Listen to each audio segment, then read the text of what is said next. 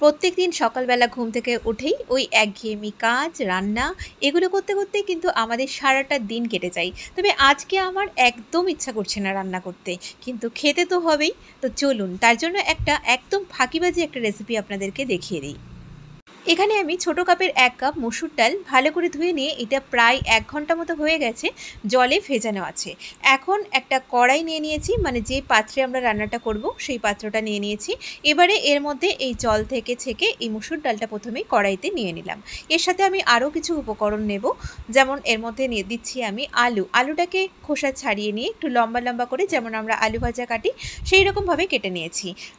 পেঁয়াজ, এখানে আমি একটা মিডিয়াম সাইজের আলু ব্যবহার করেছি, একটা বড় সাইজের পেঁয়াজ নিয়েছি, একটা মিডিয়াম সাইজের টমেটো কেটে নিয়েছি, আর দিয়েছি প্রায় 3টে থেকে 4টে কাঁচা লঙ্কা। এই রেসিপিটাতে কিন্তু একটু ঝাল ঝাল হলে ভালো লাগে। এবারে দিয়ে দিচ্ছি এর মধ্যে স্বাদ মতো লবণ, দিয়ে দিচ্ছি 1/2 চা চামচ মতো হলুদ গুঁড়ো, একটু জিরে গুঁড়ো আর একটু রেড চিলি পাউডার, আর দিয়ে দেবো এর মধ্যে কাঁচা সর্ষের তেল। আমরা তো প্রত্যেক দিনই বিভিন্ন ধরনের রেসিপি বানিয়ে থাকি, তবে আমার আজকের এই রেসিপিটা কিন্তু ভীষণই সহজ আর একদম কম সময়ে তৈরি হয়ে যায়। যেদিনই আমাদের একটু রান্না করতে একটু আলসেমি লাগে সেই দিনগুলোতে কিন্তু আপনারা এই রেসিপিটা খুব চটজলদি তৈরি করে নিতে পারেন।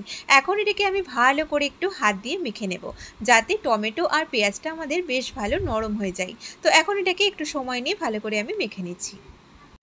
আপনি যদি আমার চ্যানেলে নতুন হয়ে থাকেন তাহলে অবশ্যই নিত্য নতুন রেসিপি পাওয়ার জন্য আমার চ্যানেলটিকে সাবস্ক্রাইব করে দেবেন। আর যারা এখনও পর্যন্ত আমার চ্যানেলটিকে সাবস্ক্রাইব করেছেন তাদেরকে অনেক অনেক ধন্যবাদ। তো আমাদের এই মসুর ডালটা কিন্তু মাখা হয়ে গেছে। এখন আমি এটাকে গ্যাসে বসিয়ে দিয়েছি। এর মধ্যে কিন্তু কোনো এক্সট্রা জল আমি দিইনি, আর আঁচটাকে কিন্তু একদম কমিয়ে দিয়ে এটাকে আমি ঢেকে দিয়েছি কিছুক্ষণের জন্য। এখন বেশ কিছুক্ষণ হয়ে গেছে, এটাকে একটু নেড়ে দিচ্ছি। এটাকে মাঝে মাঝে একটু নেড়ে দেবেন, নাহলে কিন্তু তলায় লেগে যেতে পারে। আর এবারে এর মধ্যে সামান্য পরিমাণে, খুবই অল্প করে একটুখানি জল দিয়ে আবারও এটাকে আঁচটাকে কমিয়ে রেখেই ঢেকে দিচ্ছি কিছুক্ষণের জন্য। ডালটা সেদ্ধ হতে হতে এদিকে আমি একটা পাত্রে একটা ফোড়ন রেডি করে নিচ্ছি। দিয়ে দিলাম একটু সর্ষের তেল। এবারে এর মধ্যে দিচ্ছি শুকনো লঙ্কা, 2টো শুকনো লঙ্কা দিয়েছি, আর দিচ্ছি প্রায় 7 থেকে 8 কোয়া মতো রসুনটাকে আমি একটু ভালো করে বাদামি করে ভেজে নেব। এই রেসিপিটাতে এই রসুনের ফ্লেভারটা কিন্তু ভীষণ ভালো লাগে খেতে। তো আমাদের রসুনটা দেখুন ভাজা হয়ে গেছে, আর এদিকে ঢাকনাটা খুলে এখন এই ফোড়নটাকে আমি ডালের মধ্যে ঢেলে দিয়ে এটাকে কিন্তু ভালো করে মিক্সড করে নেব। আর মোটামুটি 2-3 মিনিট মতো নাড়াচাড়া করলেই আমাদের রেসিপি কিন্তু একদম তৈরি। নামানোর আগে আপনাদের হাতের কাছে যদি একটু ধনেপাতা থাকে তাহলে অবশ্যই এটা দিয়ে নামাবেন।